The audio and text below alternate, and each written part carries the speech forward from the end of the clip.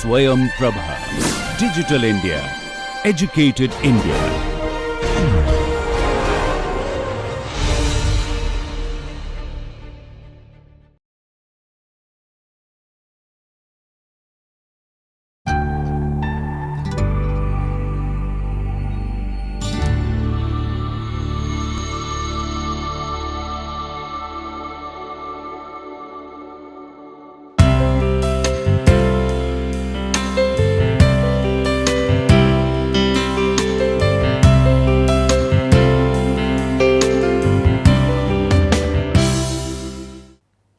Good morning.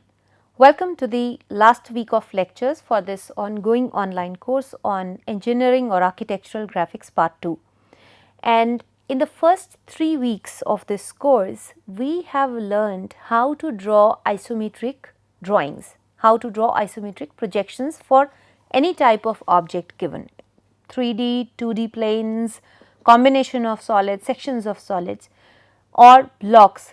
So, we have understood the fundamentals, the basics and also applied them through several problems and understood how to draw these isometric projections. Now, in this week what we are going to look at is isometric projections. Now, ideally I should have first introduced you to the axonometric projection and then gone ahead with the isometric. The reason being, isometric projection is also a type of axonometric projection. So, if you are talking about axonometric projection is a larger set of projections.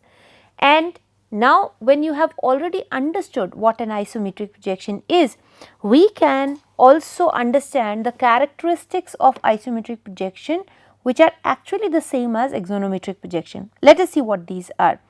So, basically what we are trying to do through isometric or axonometric is that on a two-dimensional sheet, through a two-dimensional drawing, we are trying to represent a three-dimensional object. That is what the main intent of this set of projections is, which is collectively known as axonometric projections. And the fundamentals which we had learnt, the basics of isometric projection which we had learned, they remain the same for all axonometric projections as well. So, what we mean to say is that we will assume three axes at certain angles. So, for isometric we were very clear that these three axes when seen together in a point will have equal angles of 120 degrees between them. So, all the three axes are, all the three planes are going to be visible in this object. We knew that from where we are viewing, so our viewing plane is actually not parallel to any of the coordinate axes. So, if you remember what we were doing, if you look at the isometric like this is the grid, this is where we were viewing it from and it was not parallel to any of the coordinate axes. So, it was at a different angle from the three. Then we were looking at the edges of these objects as shown as being projected on the plane of viewing. So, all these edges are actually being projected on the plane of viewing, which is why we see them being parallel to the coordinate axis, but very distinct as edges here. The dimensions are foreshortened, especially in case of isometric, we see that the dimensions are foreshortened and we looked at the isometric scale. The parallel lines, they continue to remain parallel in the object. So, in the drawing. So, if the object has parallel lines, those parallel lines will continue to appear parallel in the isometric drawing of that object. If the lines are not parallel, then we would derive them with the help of parallel lines. We would draw lines which are parallel to the coordinate axis and then derive the projections of the lines which were called as non-isometric line. So, all those fundamentals, they are exactly the same, they remain the same in axonometric projection also. Now, before you get confused further, now you might be wondering that when the fundamentals, the basics, everything about isometric and axonometric remains the same, then why at all do we require to learn another set of projection system very similar, which is axonometric here. Now, to come to that, we first have to see what this axonometric projection is. Now, it is again a parallel projection technique. So, isometric is a type of axonometric. Now, axonometric is a parallel projection technique which is used to create a pictorial drawing, a 3D drawing of an object. Okay. Through orthographic, we were only looking at one of the faces of it, one plane of it which was parallel to one of the reference planes. But here we are viewing it at a certain angle from the reference planes, and we are looking at this object in a 3D. Now, axonometric projection has 3 types of projections. One is isometric, which is what you have already seen. There is another one which is called a dimetric projection, and the third one is called a trimetric projection. All are axonometric projections only. Now, in isometric, if you remember distinctly what we do, we will make these lines, the 2 coordinate axis at 30 degree from a line which is horizontal to the viewing plane, okay, and the third one is perpendicular to it. So, we assumed 2 axes like this is the coordinate axis, and the third one going here, where the angle between the 3 remained equal and 120 degrees. This is what we have done in detail, we have learnt in detail, because it is easy, very easy to draw. We can look at the dimensions, we can measure the dimensions, and it looks very realistic, closest to the realistic. So, of all the axonometric projections, there are all these 3 different types, and there is another type which is what we are going to do in detail. Of all of these, isometric projections, they look most real. They are not actually real, because if you are looking at an object, a big object from the front, probably you will not be seeing the top of that object as distinctly as we do in isometric, but still it is one of the most realistic scientific projections, okay, which can be measured back. So, that is what we get, that is the advantage of isometric projections. The other one is dimetric. In dimetric, what we have is that we have again the 3 coordinate axis being represented just as we did in isometric projections, and then what we have between the 2 axes, which is vertical and 2 horizontal, what we have is angles which are equal, but they are greater than 120. So, you will see whenever we have dimetric projections, the object looks little flattened. So, which is what we are seeing here. Compare this isometric with this dimetric and the views that we are getting for the same cube. We see that this appears to be a little flattened one, and here the third angle automatically will become greater than 120. So, the most common dimetric projection which you will find is where we have this angle being 15 degrees. That is what we will have, and then you can derive all these angles. This is what you will commonly get, but it is not a very commonly used axonometric projection. The third one is a trimetric projection where none of these angles is equal. So, we have 3 angles, they are all different. This angle is not equal to this angle, and it will make us feel that one of the axes is elongated. Okay. So, by virtue of this, this is a trimetric projection. Now, all these are axonometric projections. The fundamentals, the basics which we have learnt, they remain the same, exactly the same. We use them in different circumstances, different contexts, depending upon what is the object that is being viewed. Now, the fourth one which I was talking to you is also known as military projection, and this is again a type of axonometric projection. Okay. This is the one, this military projection is the one which we use commonly in architecture, especially when we have larger plans to draw, say maps or community drawings. When we have such large plans, this military projection, and commonly we know is that it as axonometric projection. It is a wrongful understanding of that. Yes, right in the sense that military projection is also an axonometric projection, but Wrong in the sense that we call it as axonometric projection, because axonometric projection is a larger set, and here we are using this military projection. But for the ease of understanding and to make you more familiar with how we use these terms in practice, we will use it as axonometric projection only. But I want you to understand that this is not the only way in which axonometric drawings could be made, or this is not the only way of drawing axonometric projections. Okay. So, we have isometric, dimetric, trimetric, and we have this military projection as well. Now, what are we doing here? We are following the same rules, exactly the same rules with slight changes. So, we have the fundamental rules, all parallel lines in the space are shown as parallel. Another thing, that we use the true dimensions of the plan and section here. Unlike isometric, dimetric or trimetric, where we could be using, or rather we should have been using the isometric scale, here we are not going to be using isometric scale. Okay. We will be using the true dimensions of plan, section, the heights, everything in true dimensions, and it becomes very easy to draw. And again the same, all the 3 dimensions are shown at the same scale, just as we did in isometric projections.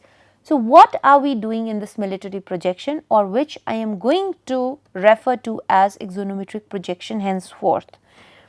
So, what we have is that these angles are 45. The moment we make these angles, these axes at 45 degrees from the reference, this plane of viewing, we get this angle as 90, or rather I should have drawn it as this. So, this is 90, and then we just project the third axis, which is the vertical axis, which is actually the height of whatever object we are drawing, and we get a very realistic drawing, a 3D drawing without putting in much effort. Now, you will say, how is it that we are not putting in as much of effort? Now, as I said, that we use it more for architectural purposes, especially when we have bigger plans. For example, this is a large campus, as what you can see on this screen is a larger campus. When we draw the site plan, so if you are familiar with these terminologies, if you look at the site plan and you get the blocks of these buildings, and I want to see how would the site plan from the sky would look like, this is what I will get. What I have to do is rotate this plan. So, generally when we have these buildings at right angles, so the walls are at right angles, the most commonly used shapes are rectangles and squares. What we are doing simply is, instead of looking it straight, we are rotating it by 45 degree. We do not have to redo the plan. Okay? We just do not have to redo the plan, we just have to look at the plan at an inclination of 45 degrees. The plan is now rotated and the vertical axis remains the same. So, if you look at this, this is the plan which is given as a site plan, part of the site plan. Okay. What we have is do nothing. If originally if the sheet was being seen, this probably would have been the sheet. This was the orientation of it. So, we would be seeing this plan being aligned with the orientation of the sheet. Now, if I have to look at it in axonometric, all we are doing is forget about the sheet, rotate the plan 45 degrees, which is what we are seeing. So, now our sheet is this. Okay. So, we have already rotated the plan, and all we are doing is we are giving it the height, the desired height, whatever is proposed. So, whatever this height h is, we just take it for another building here on the same site plan, we see it is a different height, here it is a different height, here it is a different height, and we just give it a certain height, and automatically what we have arrived at is a 3D view, a tentative 3D view of this entire site plan, which otherwise would have taken us a little while. If we were doing isometric and we were to draw the same thing, what we would have done is we would have drawn it all over again in 30-30, this axis, right. The same plan would be drawn all over again, we would measure the dimensions and do it. Here what we have done is whatever plan we have, we just rotate it by 45 degrees and we start making it. It becomes little tricky. It is exactly, the procedure remains the same as isometric, but it becomes little tricky when the walls are not vertical, when the object is not straight, it is inclined. In that case, we will have to derive it just like we did for isometric drawings. But whenever we have plans of all regular buildings largely across the world, we will find that the buildings are straight, they are upright, they do not incline as much unless it is a monument of iconic nature. All we would be doing is incline the plan by 45 degrees and extrude it, project the height, give it certain height. So, if you look at this example, I will just give you an example here. So, what we have is there was a plan. Okay. So, this is the plan which we have rotated in at a 45 angle. So, we have just rotated this remains 90, the plan remains exactly the same. Okay. So, we have all this. Now, what we will start drawing is we will start projecting the topmost ones. Okay. So, what we have is, okay, this has a height of 5 units. So, we extruded them first. In the next step, we have other objects, say this one and this one here, which is having a height of 3 units. Then other parts. So, this part 2 and the 2 parts here, and the remaining parts having the height of 1. And now, same way as we did isometrics. So, we are not drawing the hidden lines here, but we just complete the entire object, and what we would get is this entire thing. Okay. So, this is how we would see an axonometric in very simple terms. So, we usually commonly, especially when we have lesser time and or if we are not intending to show too much of detail, but we want to present how it will look, a perception of it, we go with axonometric drawings, especially in architecture or when maps or large scale drawings are being done. This is an example of how do we do that. This is for a small residence, an apartment. So, we did the plan. Okay. This is a detailed plan. We can see the walls, the windows. So, these are the windows, the doors coming here, window again, thin walls, partition walls, whatever. Now, all we have to do is we have just rotated this. Okay. So, what we have done here to get an axono is we have rotated it by 45 degrees, same plan. Now, it depends upon you what is the object of interest, what is it that we want to show. So, we could have drawn it the other way around like this, we could have rotated it this by this point, or here we have rotated it about this point in the anti-clockwise direction. It is totally up to you in which direction do you want to rotate it, depending upon what is the object of interest which you want to see. So, some part will actually go behind, they will be hidden. So, what is it that we want to hide is will decide that which direction do you want to orient it to. It does not matter, it totally is the architect's or engineer's choice which direction does he want to rotate it to. Once we have done that, then all we are doing is providing it the height, extruding it. So, if you look at the walls here, so if I draw it from the rear one, here you can see. So, there is a shadow of the same plan which you can see. So, which is what we have done, we have taken here just to tell you that how this is going to come. Suppose this is 3 and there will be another line in front of it. Now, look at this and this. So, if you look at this, we will actually have the height of the wall which is coming here. Okay. The same thing we will do here. This is what we are getting. Now, here for the balcony it is very thin, and just now how are we getting it is by extruding. I am just making these vertical lines here, but this balcony, which is apparently this is a railing. So, this is not going to be this high. What we are going to do here is not take it at this height, but take it at whatever height we are looking at, and which is also here, and everything else remains parallel. So, this is the railing that we will be looking at,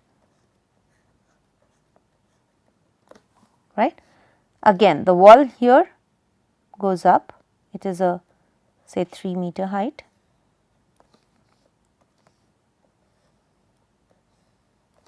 and there appears to be a window. So, wherever whatever height that window is at is what you will be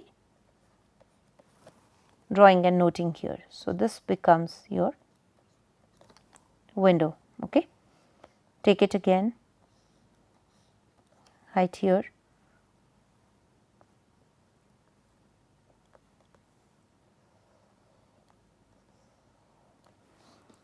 so it is not very clear that what do we have here, but probably we have say a sliding door or something like that here, which is what you will draw. And we can then also give the heights to these furnitures. So, we can extrude the furniture if you want to do it in detail. You can extrude the furniture also. This is like an office desk. Okay. All you have to do is keep drawing and extruding the entire thing.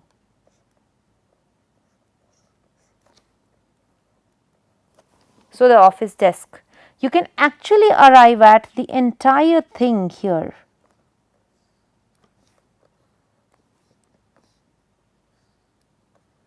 This is for your bathroom. Now, some things here will become evident, visible, and certain things will not. So, we can also, so this is what we are looking at when we are seeing here. Now, all of this, given the height that these fixtures will have in the bathroom, they will not be visible. So, what we can actually do also is that I can assume it to be cut like this if there is a significant detail which we want to show. So, once I cut this section, this partition will go. So, we would not have this partition. Okay. This is our choice, and it is very easy to do that here. And now I can extrude. Suppose I have a detail for the wash basin. There is a specific type of wash basin which needs to be represented here. We can do that. So, we show these details, whatever details are coming our way. We could show the details of the doors, windows, everything. The only thing being, and it is very easy to just extrude this entire thing to whatever height you are taking, whatever height you are assuming. If there is a low wall or low height wall, or if there are partitions, thickness of the partitions, the details, everything can very conveniently come onto this axonometric.